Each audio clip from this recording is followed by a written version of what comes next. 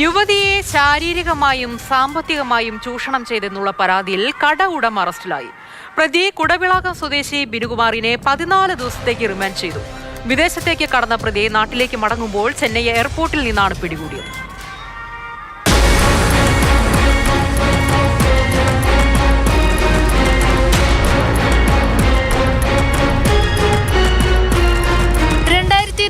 ാണ് കേസിനാസ്പദമായ സംഭവം.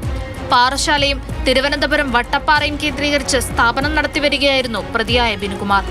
സ്ഥാപനത്തിലെ ജീവനക്കാരിയായ പാറശാല സ്വദേശിനിയെ ശാരീരികമായും സാമ്പത്തികമായും ചൂഷണം ചെയ്തുവെന്നാണ് പരാതി. പരാതിയുടെ അടിസ്ഥാനത്തിൽ പ്രതി ബിനുവിനെ അറസ്റ്റ് ചെയ്തു.